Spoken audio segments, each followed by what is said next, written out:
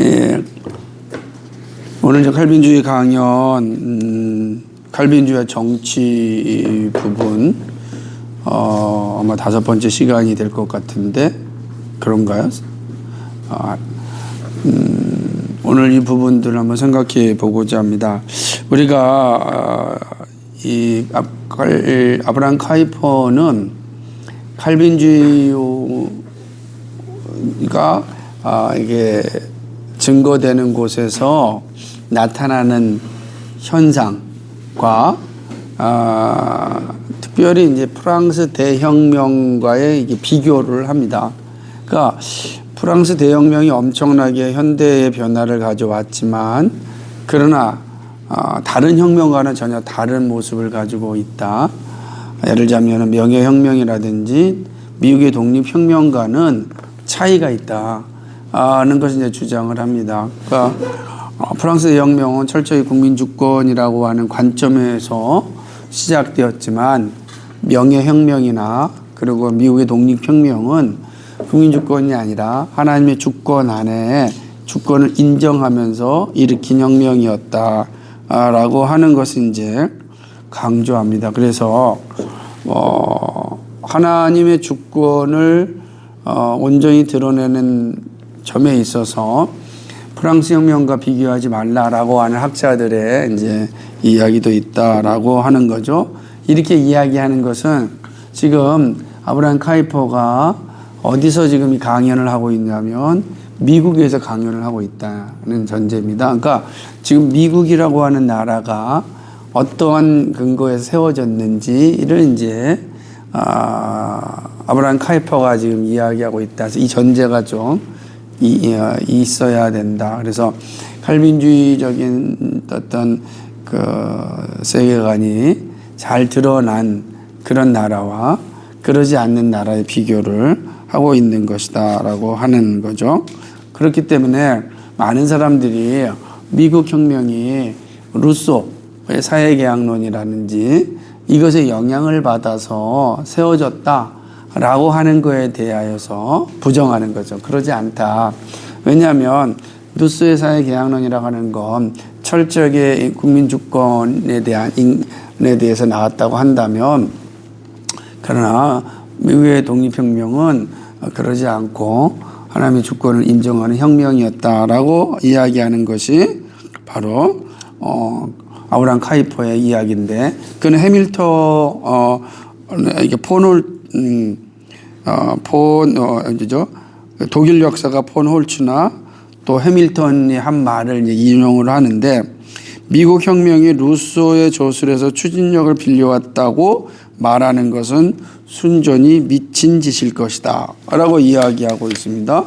또 해밀턴은 말하기를 프랑스 소설에 나오는 부정한 아내가 뉴 잉글랜드의 청교도 부인과 다르듯이 프랑스 혁명과 미국 혁명은 다르다라고 하는 거죠.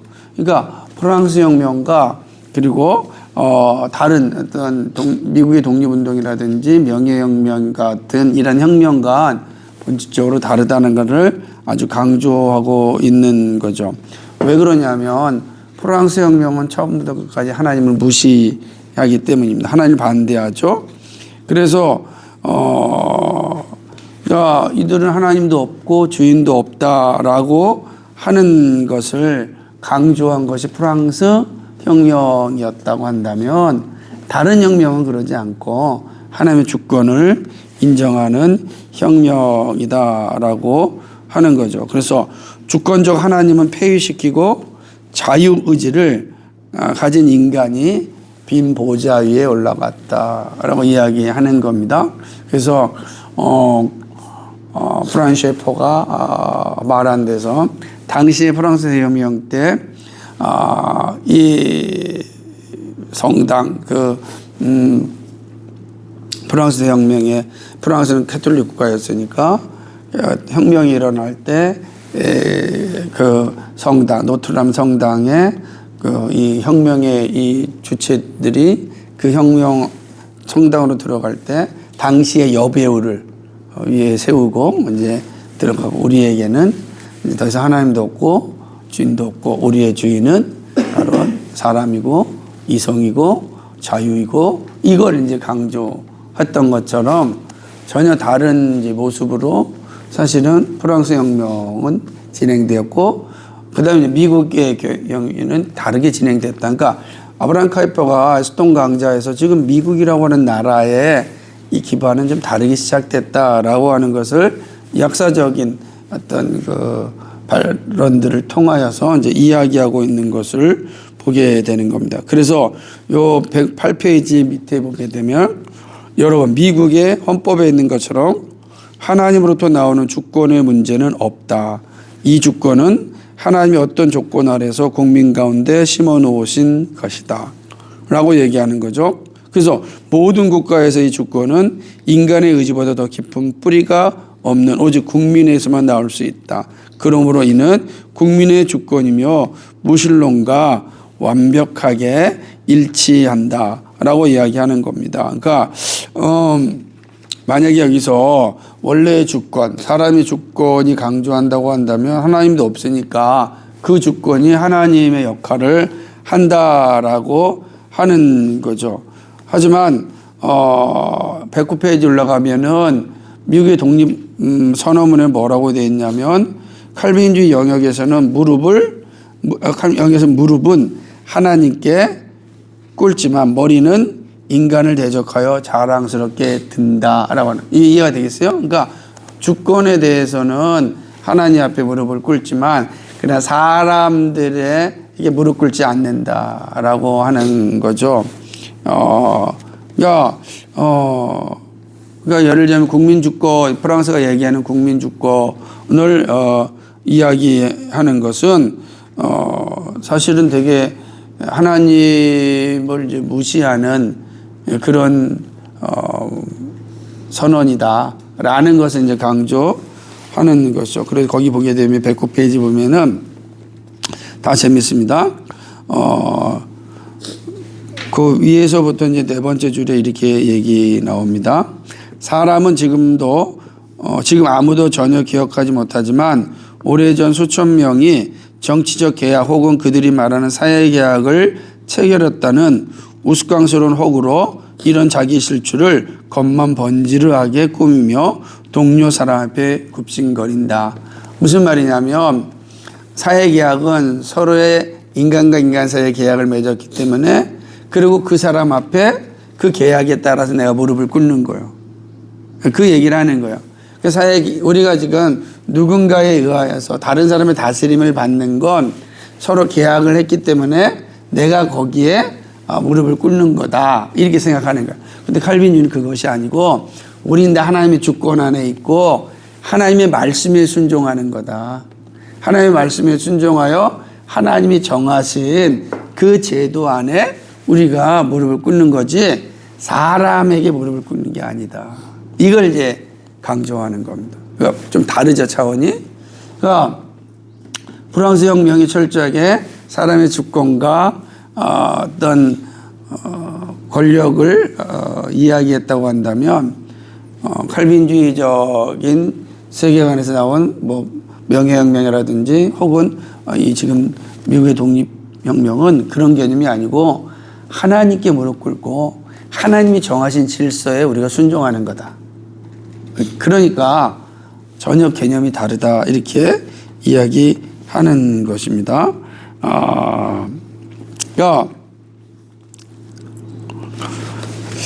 예를 들자면은 이제 그 밑에 보게 되면 이제 아브라함 카이퍼는 이런 거는 네덜란드가 스페인에 대하여서 혁명을 일으켰던 것, 영국이 명예혁명을 일으켰던 것, 또 미국이 반란을 일으켜 자유를 존귀하게 만든 것, 이거 다 같은 거다. 그러나 프랑스 혁명과는 다르다라고 하는 거죠.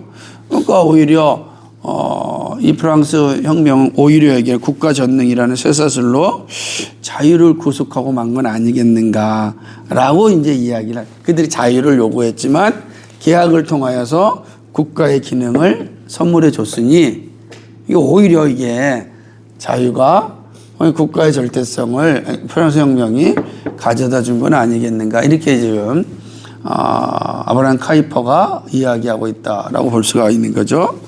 과학의 과학적 당시에 독일은 이제 과학적으로 상당히 앞섰으니까 이때 사비니의 시대 이후로 이 허구적 국민 주권에서 벗어나는 것은 놀라운 일이 아니다. 여기 보면은 이게 이제 뭐가 되냐면 특별히 우리가 앞서서 봤던 것과 이제 두 번째로는 이 독일에 가지고 있는 이제 국민 주권을 넘어서 독일은 이제 뭐가 되죠? 국가 주권을 강조하게 돼. 그러니까 우리 시대에 보게 되면 프랑스 혁명은 이제 국민 주권을 강조하였고, 그리고 독일은 뭐 국가 주권을 강조하였고, 칼빈주의는 뭐예요? 하나님의 주권을 강조해요. 같은 나라를 살고 있음에도 불구하고 그 나라의 중심이 어디에 있느냐? 국민에게 있느냐? 국가에게 있느냐? 하나님에게 있느냐? 그래서 지금 우리는 앞서서 국민에게 있다는 프랑스 대혁명의 내용들을 이야기하면서 명예혁명과 독립혁명과 그리고 이제 네덜란드 혁명을 비교했어요. 이제 두 번째는 이제 국가 주권에 대해서 또 비교해 보는 거예요. 국가 주권은 어떤 거냐? 109페이지 보게 되면 국민권이 아니라 독일 철학적 범신론의 산물인 국가 주권을 살펴보는데 이겁니다. 이렇게 되어 있습니다. 국가의 이념이 인간과 인간관계에 대한 가장 높고 부요한 완벽한 이념이다. 이렇게 생각을 한 거죠. 그러니까 이제는 국가가 모든 것을 주도하는 거죠. 그러니까 국가의 의식이 국민의 의식이 되어야 된다. 그러니까 국가가 따르는 대로 모든 국민들은 그 국가에 순종해야 된다라고 하는 게 이제 국민주권. 잘못하면 이건 되게 절대 국가로 갈 수 있죠. 그래서 독일은 이제 그런 요소들이 좀 있는 것이죠. 그러니까 국민주권에서는 루소의 경우처럼 개인의 총합으로 이해되지 않아요. 국민은. 그러니까 왜냐하면 루소는 사회계약론은 뭐죠? 각자 개인들이 계약을 맺어서 하나의 국가를 만드는 거잖아요. 그러니까 그때 국민은 뭐가 되는 거예요? 국가는 그때는 개인이 다 모인 하나의 개념이 된다는 거예요. 근데 국가주권에서는 그렇지 않고 국민은 집합체가 아니라 그냥 유기적인 전체예요. 다 개별의 총합이 아니라 유기적으로 전체로 이제 보게 된다라고 하는 거죠. 그러니까 결국은 그러니까 유기적인 전체니까 다 연결되죠. 그죠? 개인이 아니라. 그러면 다 유기적으로 연결되어 있으니 국가가 어떤 일을 진행할 때 모든 국민은 유기적으로 동참하는 게 되는 거예요. 그렇다라고 하는 거죠. 그래서 국가의 의지는 작용하며 모든 것은 이 의지 앞에 굴복해야 되는 거예요. 그러니까 국가가 뭘 하겠다고 의지를 그러면 모든 사람들 나타나는 거예요. 그러니까 대표적인 게 이제 히틀러 같은 경우도 그럴 수가 있겠죠. 그 전에 누가 있냐면 비스마르크 같은 아주 강력한 뭡니까 독재 정치죠. 뭐 강력한 철권 통치를 일으켰던 비스마르크와의 예에 대해서 국가의 의지가 곧 국민의 의지다. 그러니까 개개인의 총합이 아니에요. 국가가 결정하면 유기적인 연합체인 국민은 따라야 된다라고 하는 거죠. 그러니까 결국은 이제 이렇게 되는 거죠. 자, 그렇게 되면 주권적인 국가의 의지는 공화정, 군주제, 시저, 아시아의 독재, 스페인의 필립과 같은 독재자 혹은 나폴레옹 같은 절대 권력자로 나타날 수가 있다. 그렇잖아요. 국가의 의지니까 다 따르라 라고 하는 거죠. 이 모든 것은 다만 형식일 뿐입니다. 그러니까 물론 하나의 국가 이념이 이 형식으로 자신을 구현한 것이다. 그러니까 국가는 그 자신의 주권을 주장하며 국가의 모든 구성원에게 이 국가 신격화에 굴복하도록 하는 지혜의 식임석으로 남았다. 그러니까 이 국가의 신격화가 된 거죠. 여러분 국가가 좀 그래서 우리도 반공 시대 때 여러분 지금 안 하지만 한번 이제 반공 이념 시대 때 뭐였냐면은 5시만 되면은 여러분 국제시장에서 봤죠. 영화에서 보게 되면 태극기가 이제 하강식이 있거든요. 그러면 모든 국민들이 그 자리에 다 서야 돼요. 그리고 국가의 맹세를 해야 돼, 다. 그러니까 국가가 양심의 자유를 다 지배한 거예요. 그러니까 우리도 그랬어요. 그때 이제 독재자들은 다 그렇게 하는 거예요. 그래서 국가의 생각은 모두의 생각이다. 라고 하는 거예요. 그러니까 어느 것 하나 자유를 주지 않는 거지. 이게 우리도 있었. 그래서 민주화라고 하는 건 그런 독재적인 행태에 대해 양심의 자유를 억압하는 것에 대하여 저항하는 것을 의미하는 겁니다. 그러니까 이런 모습들이 이미 어디에 있었냐? 국가주권 시대를 얘기하는 독일과 같은 나라에서 나타났다. 결국 독일은 뭐 이러다 보니까 예를 들자면 히틀러처럼 모두가 다 갖고 가는 그런 모습들이 나타났는데, 물론 이것은 누토교가 가지고 있는 전제 때문에 그래요. 종교개혁 이후에 30년 전쟁이 일어나잖아요. 그 아주 그냥 심각한 전쟁이 일어났을 때, 이 전쟁의 모습을 조금 와해하기 위해서 결정했던 게 뭐냐면 아우스부르크 회의인데, 그 회의의 결정이 뭐냐. 한 영주는 모두가 다 영주의 신앙은 모든 사람들의 신앙이다. 내가 영주가 누토교를 결정하면 거기 있는 사람들 자기의 양심과 상관없이 다 뭐가 돼요? 누토교가 되고 로마 캐톨릭이 되고 신교가 되는 거야. 그렇게 해서 우리가 좀 싸우지 말자라고 결정한 내용이었어요. 그러나 그게 가능하겠습니까? 그죠? 어려워지게 되는 거죠. 그러니까 이런 이제 모습들이 이제 나타나게 되는 거예요. 그게 30년 전쟁을 아주 끔찍한 역사로 만들었던 그 모습이 되는 겁니다. 그러니까 어쨌든 이 국가는 이렇게 되는 거죠. 그래서 어떻게 되냐면 이런 거예요. 압제당하는 자들이 고개를 들고 쳐다보았던 하나님 안에 있는 모든 초험적 권리는 다 사라지는 거예요. 그죠? 그러니까 국가 주권이 중심이 되면 하나님의 지배는 사라지고 국가가 뭐가 됐으니까 하나님의 자리에 올라가 있기 때문에 그런 것이죠. 그러니까 만약에 이제 만약에 국가 주권이라도 권리를 가질 수 있다고 한다면 어떤 권리만 있겠는가? 그러니까 법률의 내재적인 권리밖에 없는 거예요. 그러니까 법률 안에서만 있는 거예요. 그게 이제 국가 주권이 가지고 있는 내용이다라고 하는 것입니다. 근데 문제가 되는 거죠. 그러니까 이 국가는 자기 위에 아무도 없어서 사실상 하나님이 되어서 우리의 모든 생활을 지배하게 되는 거죠. 생각을 해봐요. 우리 5시가 되면 태극기가 내린다고 우리가 손을 얹고 모든 일상을 멈추고 태극기가 내릴 때까지 있어야 되냐고요. 전국에 다 애국가가 나올 때. 이상하지 않아요? 여러분은 그런 걸 경험하지 않았으니까 모르지만, 목사님 그런 경험했단 말이에요. 어디를 가다가도 그 시간 되면은 딱 써가지고 하는 거예요. 마치 그걸 누가 잘 썼냐면 일제가 썼던 방식, 일제가 내선일체 해가지고서 다 어디에다가 신사에다가 다 절하게 했잖아. 그죠? 신사에다 절하고 천황회를 향하여서 절하고.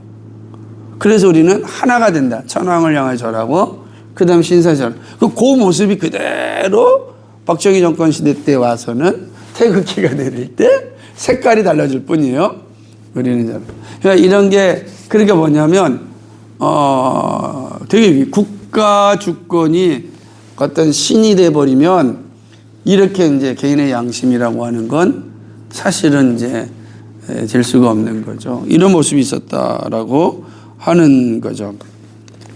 그러므로 111페이지 가면 백가사전파의 무신론적 국민주권설과 독일 철학자의 범신론적 국가주의, 이거는 다 이제 우리는 반대. 다 이거는 이제 국민이 하나님이 됐고 국가가 하나님이 됐잖아요. 거기서 칼빈주의는 뭐죠? 하나님의 주권을 인간 가운데 모든 권위의 원천으로 주장하는. 칼빈주의 뭐냐면 이제 우리의 권위는 국가도 아니고 국민도 아니고 하나님이다라고 하는 거죠. 칼빈주의자는 사람과 모든 국민을 우리 하나님 면전에 둠으로써 우리의 열망 가운데 가장 높고 좋은 곳을 지지한다. 그러니까 우리의 모든 걸 하나님 앞에, 그걸 우리는 뭐라 그래요? 칼빈이 얘기한 것처럼 코람데오, 그죠? 하나님 앞에서라. 칼빈주의는 코람데오 정신을 가진 거예요. 모든 주권이신 하나님 앞에서 우리가 살아가는. 근데 하나님은 영원하시고 절대자시고 그 다음에 전지전능하시고 변함이 없잖아요. 그러니까 그 하나님 앞에 사실은 서서 사는 게 가장 당하다는 것이 칼빈주의자들의 이제 이야기다라고 하는 것입니다. 그래서 칼빈주의는 우리의 유기적 사회의 자연적 영광과 행정관의 권위가 부과하는 기계적 매듭이 다르다는 것을 지적합니다. 그렇죠. 완전히 다른 거예요. 무슨 말이냐면, 그러니까 우리는 다 유기적인 사회 속에서의 우리는 살고 있어요. 그죠? 우리는 다 유기적인 사회 속에 살고 있잖아요. 개체면서 자원적. 그런데 반면에 뭐냐면 행정관의 권위가 이 유기적인 사회를 유지하기 위하여 존재하는 매듭들이지 그 행정관의 권위가 그 위에 있지도 않다. 그 신의 영역에 있지도 않다라고 하는 것입니다. 그리고 우리는 다 알고 있어야 돼. 그러니까 아무리 그 국가가 강력하게 자신을 내세우고 그런다 할지라도 또 자유로운 어떤 개인의 발달을 압제한다 할지라도 얘기하는 거야. 이 강력한 국가 위에 우리의 영혼의 눈앞에서 왕중한의 어미가 더 무한히 더 강력하게 언제나 빛나고 있다. 그러니까 그 왕중한의 권위가 누구죠? 하나님이라는 거예요. 그러니까 하나님의 권위가 더 강력하게 비추고 있다. 이게 칼빈주의적인 국가이란 말이야. 칼빈주의자들의 국가는 주권이 하나님에게 있다라고 그런 거예요. 그러니까 우리가 살아가는 세상에는 이 세 가지가 존재하는 겁니다. 그렇죠. 인간, 국민 주권이 있는 거고, 국가 주권이 있는 거고, 그리고 우리는 하나님 주권이 있는 거죠. 그러니까 우리가 이 행정관들이 예수를 믿지 않는다 할지라도 우리가 이 행정관들, 오늘날 얘기하면은 국가, 정부, 행정은 정부겠죠. 이 정부 정책에 순종하는 이유는 뭐예요? 하나님이 그렇게 순종하라고 말씀하셨기 때문에 순종하는 거예요. 그러니까 우리는 반드시 순종해야 되는 이유가 하나님이 그렇게 명령하셨기 때문에 순종하는 거예요. 그러니까 국가의 권위가 우리에게 순종하라 해서 우리 순종하는 거 아닙니다. 우리가 나는 너에게 순종하겠다라고 계약을 맺어서 다른 사람에게 무릎 꿇는 게 아니라는 거예요. 그렇게 되어지는 게 아니다. 이게 이제 칼빈주의자가 아브라함 카이퍼가 이야기하는 이해이다라고 하는 것입니다. 이제 국가의 주권 살펴봤습니다. 지나서 사회 영역에서 주권을 좀 살펴보도록 하겠습니다. 그러니까 칼빈주의적 의미에서 우리는 가족과 사업과 과학과 예술 등이 국가 별개로 존재하며 국가의 우월성으로부터 자신의 생활 법칙을 도출하지 않고 자신 안에 있는 하나님의 높은 권위에 복종하는 모든 사회적 영역이라고 이해한다. 이해가 되겠습니까? 여기 우리가 가지고 있는 거예요. 가족, 사업, 과학, 예술. 그죠? 이거는 국가 별개로 존재하는 거예요. 모든 거 다 국가 별개로 존재하는 거죠. 이해되세요? 그러니까 국가로부터 가정이 나온 게 아니고 국가로부터 예술이 나온 게 아니고 국가로부터 학문이 나온 게 아니라 이 개별적으로 다 존재하는 거예요. 국가는 그거를 잘할 수 있도록 돕는 역할이야. 이해가 되죠? 그러니까 사회적 영역이라고 하는 것도 다 어디서 나왔다? 하나님의 주권에서 나왔다라고 하는 거죠. 그래서 이거는 국가와 사회의 대립을 포함하는 거죠. 그럴 수 있잖아요. 그죠? 국가의 생각과 다른, 예를 들면 예술 같은 곳에 충돌할 수가 있잖아요. 많잖아요. 그죠? 예술의 자유의 영역과 출판의 자유의 영역과 국가 영역이 충돌할 수도 있는 거예요. 이게 본다는 거죠. 그러니까 또 여기 보게 되면은 예를 들면 이렇게 됩니다. 우리가 이 사회를 응집체로 파악하지 않고 유기적 부분으로 분해되는 것으로 파악하고 이 각각의 부분의 독립적 특성을 존중한다는 조건에서 그렇다. 무슨 말이냐면 이게 하나로 존재하는 것이 아니라 뭐예요? 각각 유기적으로 존재하는데 어떻게 됐습니까? 개별적으로. 유기적으로 존재하는데 개별적으로 존재하는데 유기적으로. 그걸 독특성이라 그러는 거예요. 그 안에서 다 유기적이지만 동시에 개별적으로 다 존재하잖아요. 그게 뭐예요? 아까 이것처럼 가족, 사업, 과학, 예술 이게 다 개별적으로 존재하는데 또 유기적으로 존재하는 거죠. 이해가 돼요? 그 모습을 얘기하는 겁니다. 이 독립적 특성에서 특수한 고도의 권위가 필연적으로 연관되며 우리는 의도적으로 이 최고 권위를 개별적 사회 영역에서의 주권이라고 부르는 거지. 이제는 사회 영역에서 개별적 사회 영역. 예를 들면 다 우리는 국가라는 유기체 안에 있지만 개별적 주권을 가지고 있어요. 미술, 가정, 예술 다 개별적으로 자기의 주권을 가지고 있다. 만약에 가정이 주권이 없다면 어떻게 되겠어요? 예를 들면 거죠. 사교 같은 거, 그러니까 이단들 같은 거는 뭐냐면 가정조차도 거기에 종속시키게 만드는 거예요. 주권이 없어요. 가정의 주권이 없어요. 얼마나 무서워요. 그러니까 가정이라는 건 개별적 주권을 가지고 있어요. 그러면서도 사회라고 하는 뭐가 돼요? 유기적 관계를 유지한다. 이해가 돼요? 되십니까? 잘 보셔야 돼요. 예, 안 된다. 그죠? 여기서 이제 사회의 유기적 생활과 정부의 기계적 특성의 차이가 단계적이라는 점을 분명히 명심하는 일은 지극히 중요하다.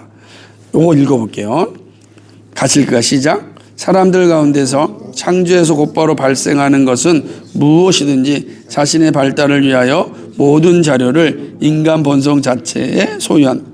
여러분은 가정에서 그리고 혈육관계와 다른 유대에서 즉시로 이 점을 본다. 남자와 여자의 이중성에서 혼인이 나온다. 처음엔 한 남자와 한 여자가 있었던 것에서 일부 일체가 나온다. 자녀들은 내재적 재생산 능력 때문에 존재한다. 본래 자녀들은 형제자매 연결된다.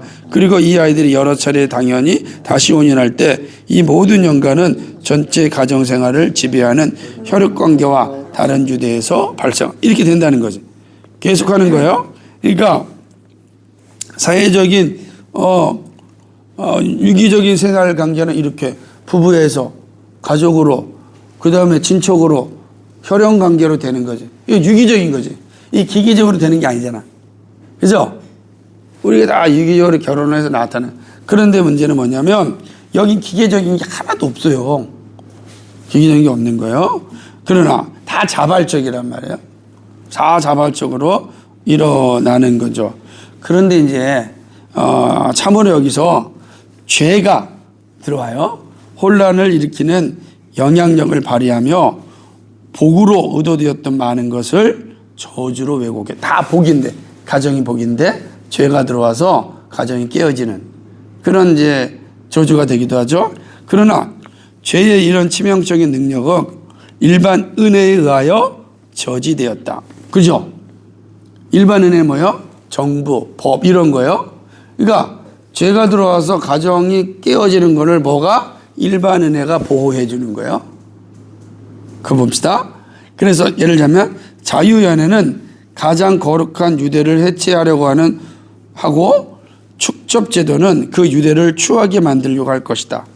그러니까 요게 이제 약간 시대적 차이가 있긴 하지만 자유연애라고 하는 게 뭐냐면 성적인 연애를 얘기하는 거예요. 그죠? 오늘날 얘기하면 마음껏 하는 거죠. 그러면 마찬가지로 축접제도도 마찬가지죠. 그런데 문제는 뭐냐면 이런 것들이 죄가 들어와 가지고 생겨난 거예요. 그러니까 아름다움이 죄가 들어와서 깨지는 거예요. 그래서 뭐가 필요한 거예요? 일반 은혜가 필요하다고. 기계적으로 들어와야 돼. 자발적이 아니야. 기계적으로 들어와서 요거를 균형이 깨져야 돼. 그게 뭐냐? 다른 생활 영역에서도 마찬가지입니다.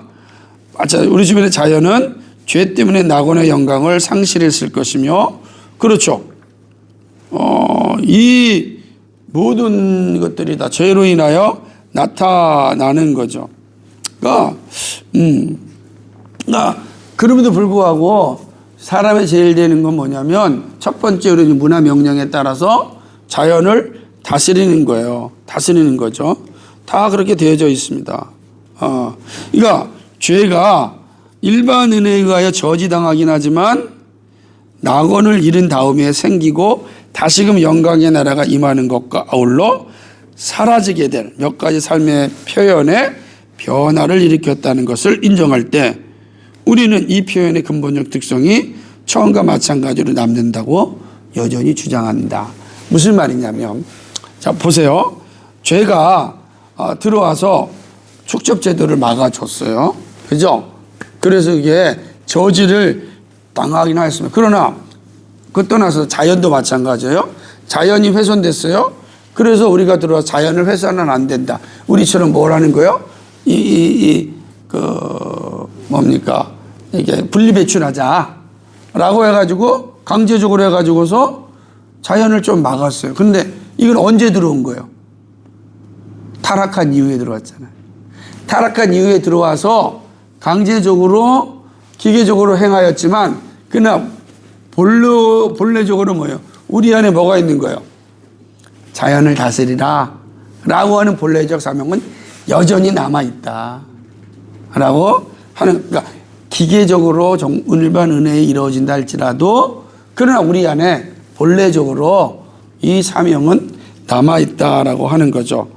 그러므로 정부의 권세 주장과는 전적으로 다른데, 죄가 없어도 많은 가정을 좀 더 높은 통일체로 통합할 필요가 있었을 것이라는 점을 인정할지라도 이 통일체는 하나님 나라에서 내재적으로 결합되어 있었기 때문이다. 그래서 보게 되면 만약에 모든 죄가 사라진다고 한다면 이 영광은 다 나타나겠지만 죄가 있는 이 땅에서는 참 어렵겠죠. 그래서 뭐가 필요해요? 기계적인 제도가 필요하다. 그래서 그 뒤에 보면은 봅시다. 114페이지 보게 되면은 이런 내용이 있어요. 잘 보세요. 114페이지. 되게 중요합니다. 그 첫 번째 단락 두 번째 주에 보면은 하나의 세계 이렇게 됩니다. 하나의 세계 제국은 수립될 수도 없고 수립되어서도 안 된다. 왜냐하면 바로 이러한 욕구에 바벨탑 건축에 반역이 있었기 때문이다. 그래서 백성들과 나라들이 생겨났다. 이 백성들은 국가를 형성했다. 그리고 이 국가 위에 하나님은 정부를 정하셨다. 그래서 이런 표현을 써도 된다면 정부는 백성의 몸에서 유기적으로 자라나온 자연적 머리가 아니라 바깥으로부터 국가의 줄기에 놓인 기계적 머리이다. 그러니까 정부는 기계적 머리라고, 이게 자연적 머리가 아니다. 만약에 하나 죄가 없었다고 한다면 자연적으로 이 사회가 온전한 모습이 되었겠지만 그러나 죄가 들어와서 그러지 못했단 말이에요. 그래서 하나님께서 어떻게 특별히 뭘 허락하셨다? 정부를 허락하셨어요. 그래서 유기적인 사회를 유지할 수 있도록 하셨다라고 하는 것입니다. 예, 오늘 1부는 여기서 마치겠습니다.